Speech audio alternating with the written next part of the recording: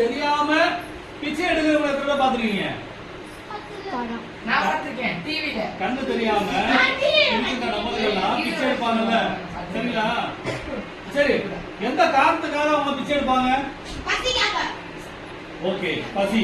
Very good. என்ன காரணமா இருக்கும்? ஒண்ணு, அவங்களுக்கு உணவு, உடை, இருப்பிடம், இதெல்லாம் அவங்களுக்கு என்ன இருக்காது? இதெல்லாம் இருக்காது.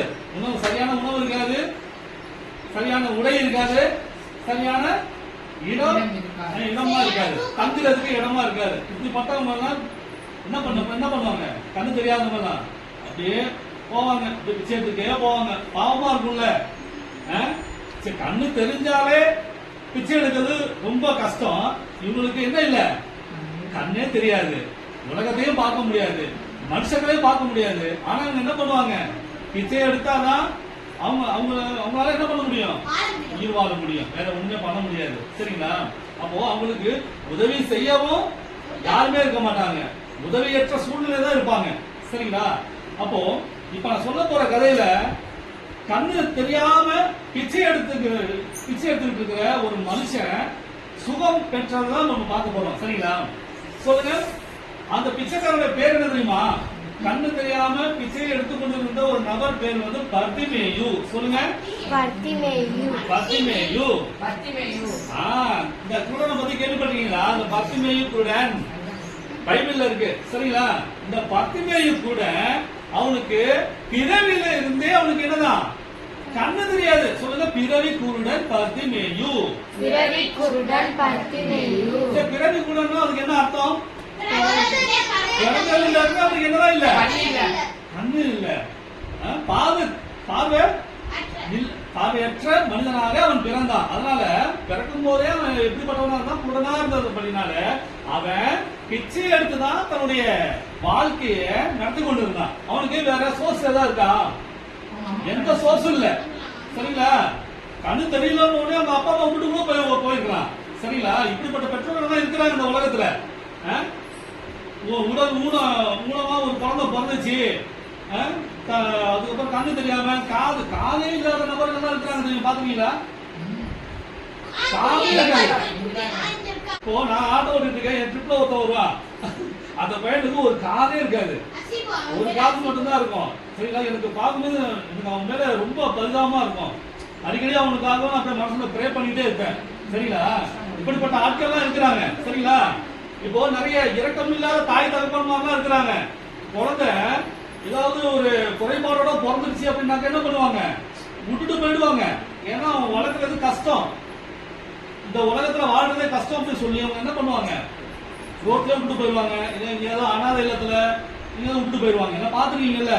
சரிங்களா? எல்லாருக்கும் தெரியும் நினைக்கிறேன். சரி, இப்போ இந்த குருடன் எப்படிப்பட்டவனா இருந்தான்? பிறவி குருடன். சொல்லுங்க, பர்திமேயு. இவனுடைய வாழ்க்கைய வரலாறுலாம் பார்க்கணும் அப்படின்னாக்க ஒருவேளை அவங்க அப்பா அம்மா என்ன பண்ணுவாங்க? என்ன பண்ணிருப்பாங்க? விட்டுட்டு போயிருப்பாங்க. இவன் பிறந்ததுல இருந்து இவனுக்கு என்னதான் வேலை? பிச்சை எடுக்கிறதா வேலை. சரிங்களா? எங்கேயாவது ஒரு கூட்டமா இருக்கிற இடத்துல எங்கேயாவது உட்கார்ந்து இருப்பான். இந்த கூட்டம் எப்படி பிச்சை எடுப்பாங்க? எங்க பண்ணிக்காங்க பாப்போம்? பிச்சை எடுக்கணும்னா எப்படி பிச்சை எடுப்பாங்க? அப்பா தாயே சொல்லுவாங்க. கரெக்டா சொல்றாங்க. ஏன்னா பிச்சை போடுறது வீட்டுல இருந்து யார் தான் வருவா? ஆம்பளைங்க வேலைக்கு போயிருவாங்க, அம்மா பேர் தான் வீட்டுல இருப்பாங்க. அதனால அம்மா தாயை தான் கூப்பிடுவாங்க. அப்பா தகப்பனே அப்படின்னு யாரும் கூப்பிட மாட்டாங்க. இது வரைக்கும் நான் கேட்டது கூட. ஏன்னா வீட்டுல பெரும்பாலும் யார் தான் இருப்பா? லேடிஸ் தான் இருப்பாங்க. தாய்மார்கள் தான் வீட்டுல இருப்பாங்க, சமைக்கிறவங்க. அதனால எப்படி சமைச்சுக்குவாங்க? பிச்சை எடுக்கிறாங்கன்னா அம்மா தாயே கொஞ்சம் பிச்சை போடுங்கம்மா, சோறு போடுங்கம்மா அப்படின்னு நிறைய பேர் பிச்சை எடுப்பாங்க. சரிங்களா? அப்போ இவனுக்கு எவ்வளவு வேதனை இருக்கும். ஏற்கனவே பிச்சை எடுக்கிறதே ஒரு வேதனை. இந்த கண்ணு தெரியாம அவன் படுற கஷ்டம்னா அவ்வளவு சொல்லினா மாறாது. சரிங்களா? கண்ணு தெரியாம இருக்கிறதெல்லாம் பெரிய கஷ்டம்பா. ஆனா பிச்சை எடுத்துட்டு பாருங்க, கிட்டத்தட்ட அவனுக்கு ஒரு எத்தனை வயசு வந்துருச்சு? ஒரு 35-40 வயசு எல்லாம் வந்துருச்சு. யாருக்கு? இந்த பர்திமேயு என்கிற குருடன். ஓகே, அப்போ அவன் எந்த ஊர்ல இருந்துட்டு இருக்கான்? சொல்லுங்க, எரிகோ. சொல்லுங்க, எரிகோ பட்டணத்துல இருக்கான்.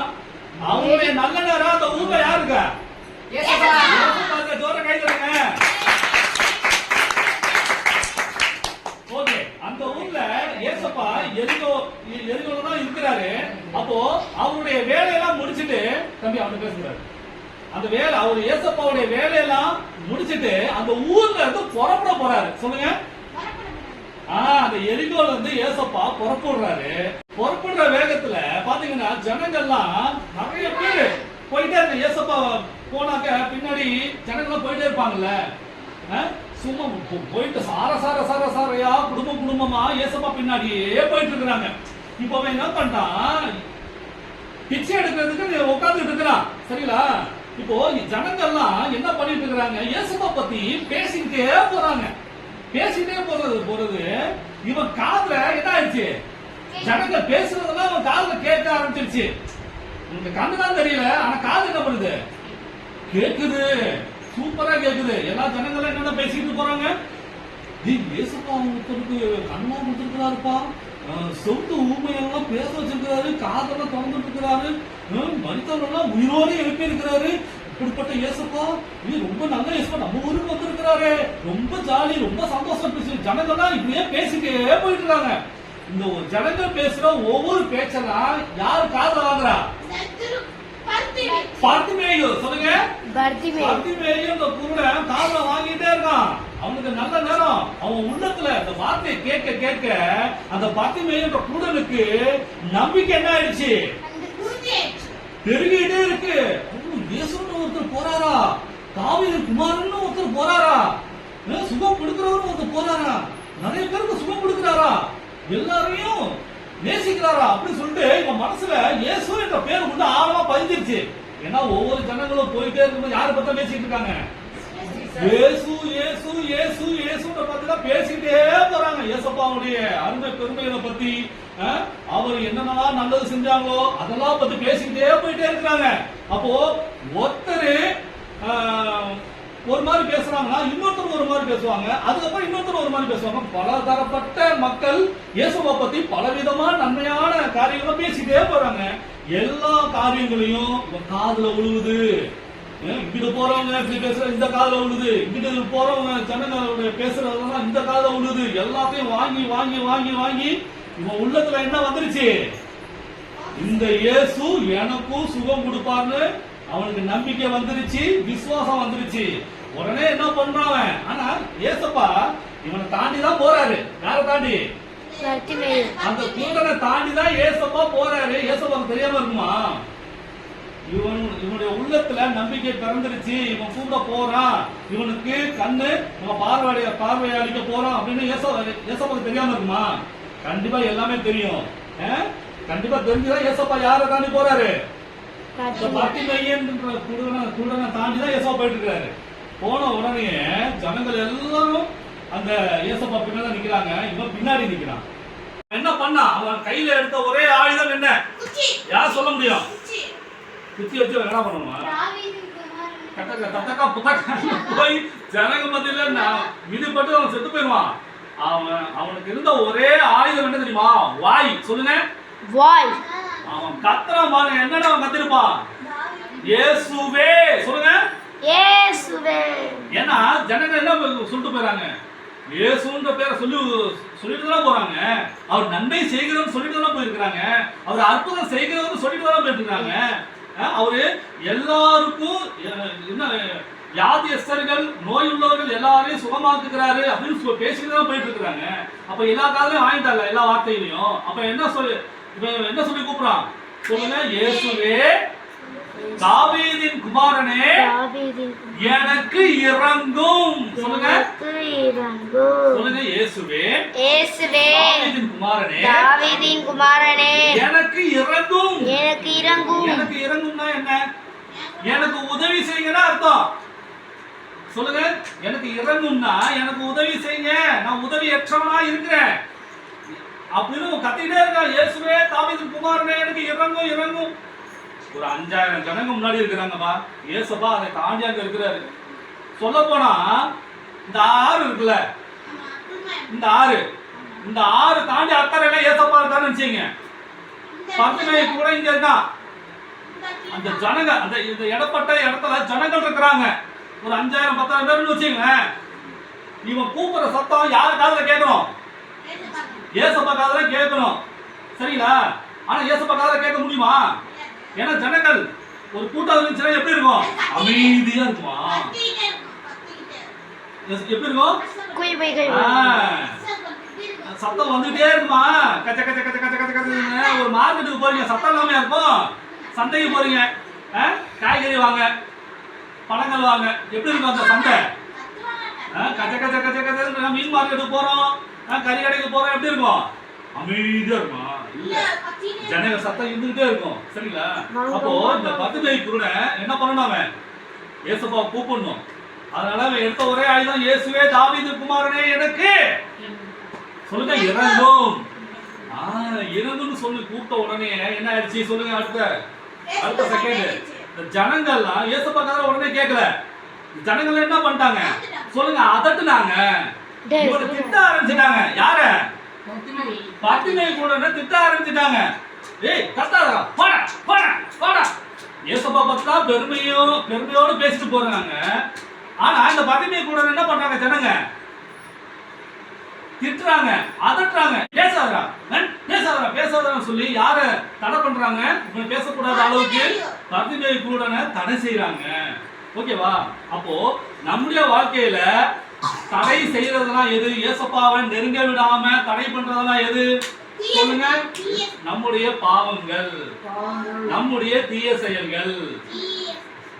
பொய் பேசுறதும் சரி, அப்புறம் தேவையில்லாத காரியங்களை ஈடுபடுறதுலயும் தப்புதான். சரிங்களா? ரைட். அப்போ இந்த மாதிரி நம்ம காரியங்கள் வச்சிருந்தோம் அப்படின்னாக்க நம்ம தேவன்கிட்ட ஏசப்பாட்ட நெருங்க முடியுமா? நெருங்கவே முடியாது. நம்மள்ட்ட பாவம் நிறைய இருக்குன்னு வச்சுங்களேன், கெட்ட செயல்கள் நிறைய இருக்குன்னு வச்சுங்களேன், போய் நிறைய பேசணும்னு வச்சுங்களேன், நான் ஒரு திருடனே வச்சுங்களேன். ஓகேவா? அப்போ இப்படிப்பட்ட பாவ காரியங்கள்லாம் நான் என்கிட்ட இருக்கும் பொழுது ஏசப்பாட்ட நெருங்க முடியுமா? என்ன பண்ணுது? ஏசப்பாட்ட தடையா இருக்கு. ஓகேவா? அப்போ இந்த தடை செய்கின்ற இந்த தவறான காரியங்களை நம்ம என்ன பண்ணி ஆகணும்? நீக்கி ஆகணும். சொல்லுங்க. அதுக்கு என்ன பண்ணணும்? நம்ம வேத வசனங்களை நிறைய படிக்கணும். சொல்லுங்க. வேத வசனங்களை நிறைய படிக்கணும். படிச்சாதான் நாம என்ன பண்ண முடியும்? இந்த கெட்ட காரியங்களை விடுதலை பெற முடியும். அடுத்து நாம ஜெபம் பண்ணணும். ஜெபம் பண்ணணும்னு வச்சுங்களேன், அப்போ நம்முடைய பாவங்கள் என்ன ஆகும்? இயேசுவே இந்த பாவங்களை மன்னிங்கன்னு கேட்டா இயேசு என்ன பண்ணுவாரு? அந்த பாவங்களை மன்னிப்பாரு. ஜோர கை தட்டுங்க. இப்போ இயேசுப்பாட்ட நெருங்க விடாதபடிக்கு மனிதர்கள் தடை செய்வாங்க. சரிங்களா? எந்த தடைக்கு நம்ம அஞ்சக்கூடாது, சோர்ந்து போக கூடாது. அதையும் தாண்டி நம்ம என்ன பண்ணணும்? சொல்லுங்க. முன்னேறி செல்லணும். சொல்லுங்க. நான் முன்னேறி செல்லுவேன். என்னை தடை செய்கின்ற எல்லா அசுத்த ஆவிகளையும் தாண்டி நான் முன்னேறி செல்வேன். நான் ஏசப்பாட்ட செல்வேன், நன்மைகளை பெற்றுக்கொள்வேன். அப்போ இவனுக்கு ஏசப்பாட்ட நெருங்கக்கூடாத அளவுக்கு இவனுக்கு என்ன யார் தடையா நிக்கிறா? சொல்லுங்க. ஜனங்கள் தடையா நிக்கிறாங்களா? டேய் சத்தம் போடாத எப்படி எல்லாம் அதட்டி இருப்பாங்க. அவன் மட்டும் ஜனங்க பேச்ச கேட்டுட்டு அவன் பேசாட்டம் உட்கார்ந்துருக்கான்னு வச்சுங்களேன், அவனுக்கு சுகம் கண்ணு தெரியாது. ஓகேவா? அவன் என்ன பண்ணான்? அவன் முடிவு எடுத்துட்டான், இந்த இயேசுவை நான் விடுறதா இல்ல, நான் இப்ப கண்ணு பார்வை அடைஞ்சே ஆகணும் அப்படின்னு அவன் என்ன பண்ணிட்டான்? உள்ளத்துல தீர்மானம் எடுத்துட்டான். சொல்லுங்க. தீர்மானம் எடுத்துட்டான். இந்த ஜனங்கள் என்ன பண்ணாலும் நான் கேட்கவே மாட்டேன், போடா அப்படின்னு சொல்லிட்டு என்ன பண்ணா? அவன் முன்னாடி எப்படி கூப்பிட்டானோ அதை விட அதிகமா 5 மடங்கு 10 மடங்கு அதிகமா அவன் கத்த ஆரம்பிச்சான். அடி வயிற்றிலிருந்து கத்த ஆரம்பிச்சுட்டான். நீங்களாம் ஏரியாவில் எப்படி கத்துவீங்க? எப்படிலாம் கத்துவீங்க? அதெல்லாம் அதை விட அதிகமா இவனுக்கு என்ன தேவைப்படுது? தெய்வீக சுகம் தேவைப்படுது. அதனால என்ன பண்ணா? அவன் முன்னாடி எப்படி கூப்பிட்டானோ அதை விட அதிகமா 5 மடங்கு 10 மடங்கு கூப்பிட ஆரம்பிச்சு. எப்படி கூப்பிட்டுருப்பான்னு பாருங்க. இந்த இடத்துல இருந்து 10 பேர் கூட அந்த அக்கறையில ஏசப்பா நிக்கிறாரு.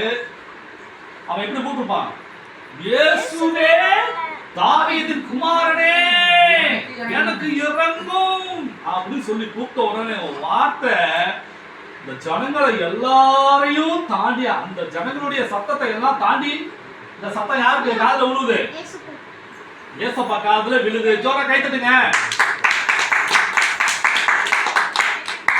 ஏசப்பா காதுல விழுந்த உடனே ஏசப்பா போயிட்டு தான் இருக்காரு. உடனே ஸ்டாப் ஆயிட்டாரு. ஸ்டாப் ஆன உடனே யாரை தேடி வராரு? குருடனா. ஜோர கை தட்டுங்க. குருடனா. அப்போ ஏசப்பா முன்னாடி போயிட்டே இருக்கிறாரு. உடனே ஏசப்பா நின்று யூட்டர்ன் போட்டாரு. நடந்து வர்றாரு. ஜனங்கள் என்ன பண்ணாங்க? அப்படியே வழி விட்டாங்க. வழி விட்ட உடனே ஏசப்பா சும்மா ராஜாதி ராஜாவா நடந்து வராரு. ஜோர கை தட்டுங்க. யார பாக்குறதுக்கு? ஒரு பெரிய அதிபதியை பாக்குறதுக்கோ, பெரிய மந்திரியை பாக்குறதுக்கோ, பெரிய அரசனை பாக்குறதுக்கோ ஏசப்பா நடந்து வரல. ஒரு குருடனை, ஒரு குருட்டு பிச்சைக்காரன் பாக்குறதுக்காக அவர் ஓடி வராரு. சரிங்களா? ஏன் அவன் என்ன பண்ணான்? இயேசுவை கூப்பிட்டான். நிறைய பேர் இயேசுவை கூப்பிடாமலேயே ஏசப்பா இது செய்யணும் அது செய்யணும் அப்படின்னு நிறைய பேர் நினைச்சிட்டு இருக்காங்க. ஏசப்பா செய்வாரா? ஏசப்பாவை கூப்பிடாம, ஏசப்பாவை நோக்கி ஜெபிக்காம, ஏசப்பாவை நம்பாம, ஏசப்பாவை விசுவாசிக்காம இந்த அற்புதம் எனக்கு நடக்கணும், இந்த காரியம் எனக்கு வாய்க்கணும் அப்படின்னு எல்லாரும் நினைச்சாங்கன்னா அது நடக்குமா? நடக்கவே நடக்காது. அப்போ நம்முடைய வாழ்க்கையில ஏசப்பா மேல நம்பிக்கையும் விசுவாசமும் வச்சு அவரை நம்ம நோக்கி கூப்பிட்டு நம்ம ஜெபம் பண்ணா அந்த காரியம் எதுவானாலும் வாய்க்கும்.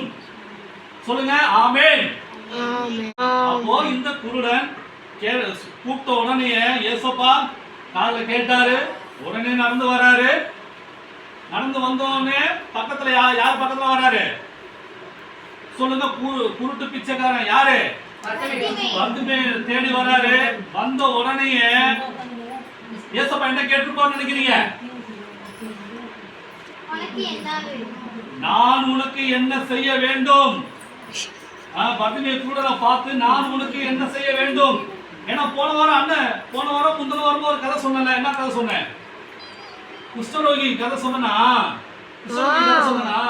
அப்ப அவன்கிட்ட என்ன கேட்டாரு ஏசப்பா? நான் உனக்கு என்ன செய்யணும்னு கேட்டாரா? அதே போலதான் ஒவ்வொரு வியாதி உள்ளவர்களையும் ஏசப்பா கேட்கிற ஒரே வார்த்தை என்னது? நான் உனக்கு என்ன செய்யணும்? ஏசப்பாக்கு தெரியும். அவன் குருட்டு பிச்சைக்காரன் அவனுக்கு தெரியும். அவன் விரவை கூடன்னு ஏசப்பாக்கு நல்லாவே தெரியும். அப்போ ஏசப்பா எதை எதிர்பார்க்கிறாரு? அவன் வாயை திறந்து அவன் கேட்கிறானா தான் ஏசப்பா கேட்கிறாரு, எதிர்பார்க்கிறாரு. ஓகேவா? அப்போ நம்ம வாயை திறந்து எதுவா இருந்தாலும் ஏசப்பாட்ட கேட்கணும். நமக்கு என்ன தேவையா இருந்தாலும் என்ன பண்ணணும்? வாயை திறந்து கட்டாயம் கேட்கணும். ஓகேவா? அப்ப வாயை திறந்து நம்மளால கேட்க முடியல அப்படின்ற பட்சத்துல நாம மனசுக்குள்ள கேட்கணும். ஓகேவா? ஏன்னா வாய் பேச முடியாதவங்க நிறைய பேர் இருப்பாங்க. அப்போ அவங்க என்ன பண்ணணும்?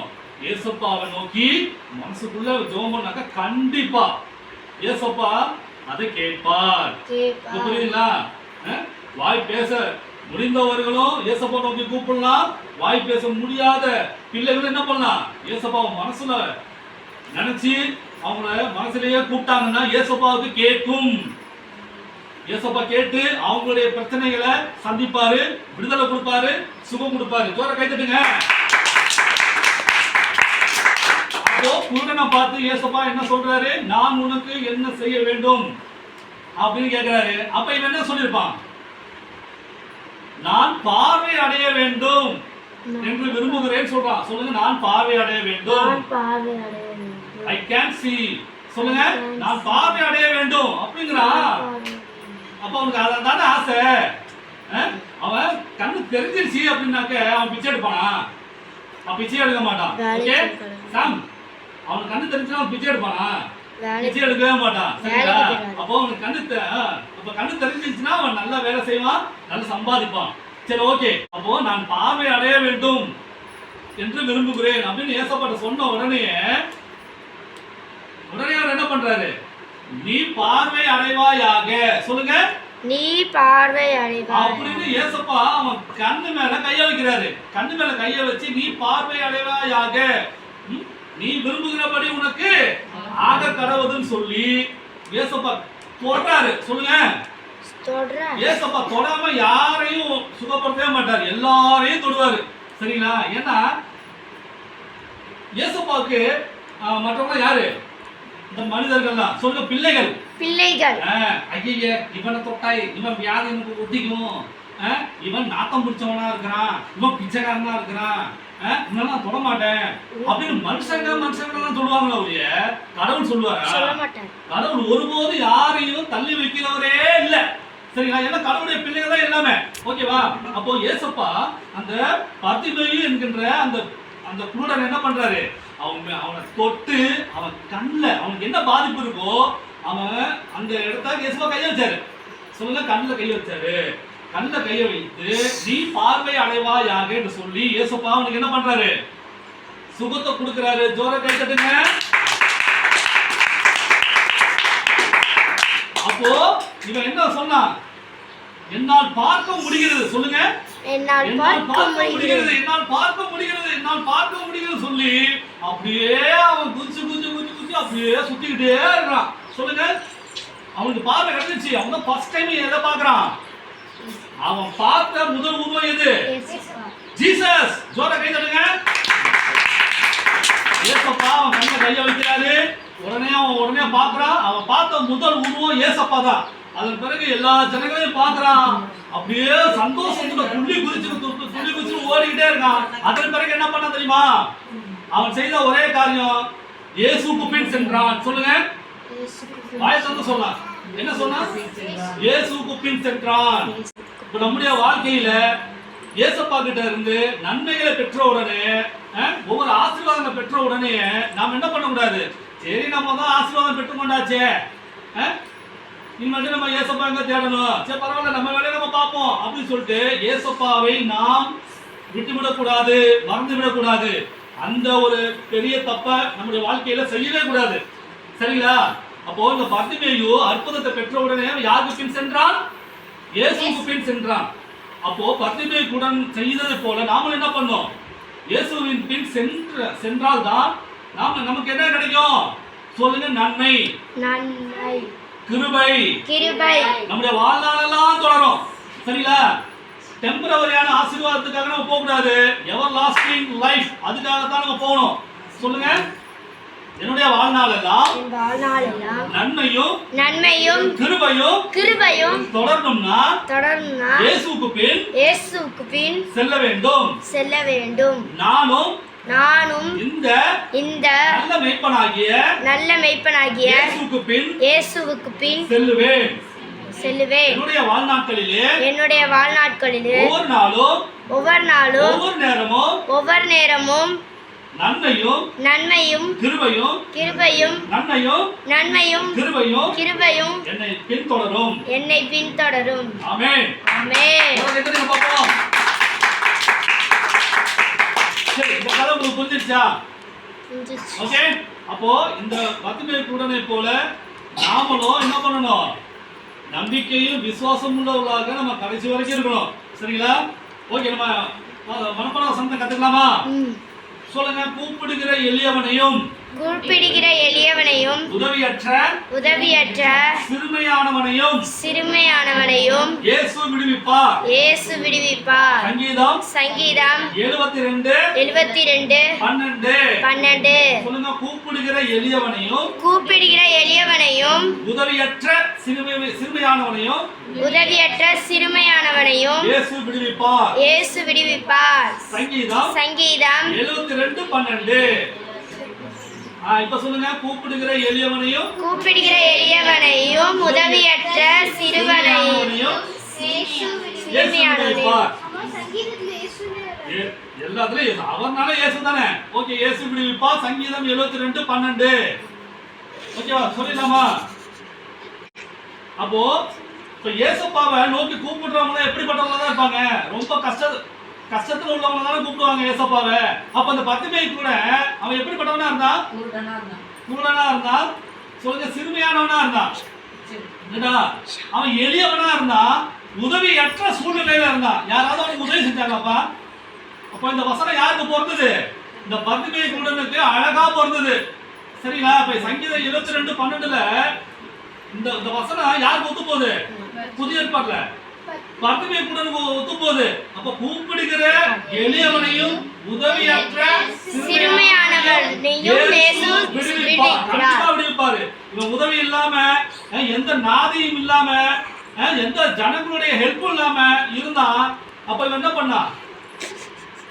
அவனுக்கு இருந்த ஒரு முயற்சி அவன் எடுத்தான் பாருங்க. இயேசுவே தாவீதின் குமாரனே எனக்கு இறங்கும் அப்படின்ட்டு முன்னிலும் அதிகமாய் அவன் கூப்பிட்டான்.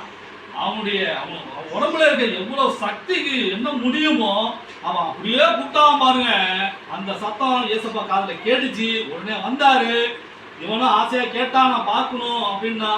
உடனே இயேசப்பா அவனுடைய விருப்பத்தின்படியே பார்வையை கொடுத்தாரு. இவன் இயேசப்பா பின் சென்றான். இதுதான் லைஃப். அப்போ இயேசப்பாவுடைய வார்த்தைக்கு நாம ஒவ்வொரு நாளும் கீழ்ப்படியணும். அவருடைய வார்த்தையின்படி நம்ம நடக்கணும். அப்படி இருந்தோம் அப்படின்னாக்க இயேசப்பா நம்முடைய வாழ்நாள்ல பெரிய காரியங்களை செய்வார். ஜோர கை தட்டுங்க.